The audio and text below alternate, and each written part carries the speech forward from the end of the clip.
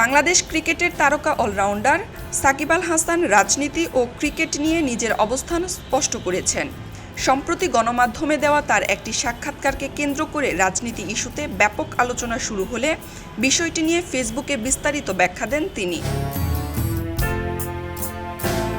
গতকাল রাতে দেওয়া এক পোস্টে সাকিব জানান, তার সাম্প্রতিক বক্তব্য নিয়ে যে আলোচনা তৈরি হয়েছে সেটি নিয়ে তিনি সবার কাছে পরিষ্কার ধারণা দিতে চান।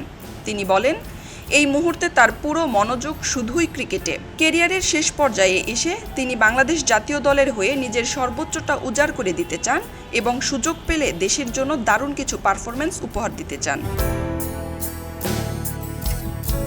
সাকিব আরও বলেন, একটি দেশের উন্নয়নের জন্য রাজনীতি অত্যন্ত গুরুত্বপূর্ণ, তবে ক্রিকেট ক্যারিয়ার শেষ করার পর তিনি দেশের উন্নয়নে অবদান রাখতে চান।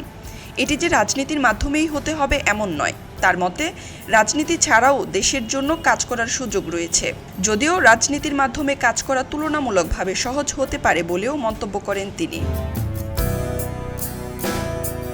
নিজের ক্রিকেট ক্যারিয়ার নিয়ে আশাবাদী সাকিব বলেন, লাল সবুজের জার্সি গায়ে মুখে হাসি নিয়ে ক্রিকেট ক্যারিয়ার শেষ করতে চান তিনি। সেই লক্ষ্যেই তিনি দেশের মানুষের দোয়া ও ভালোবাসা কামনা করছেন।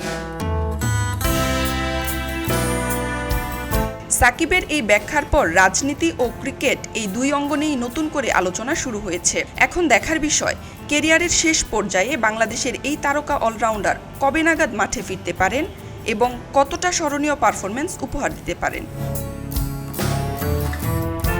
খবরের কাগজ, নিখাত, নির্ভীক, নিরপেক্ষ।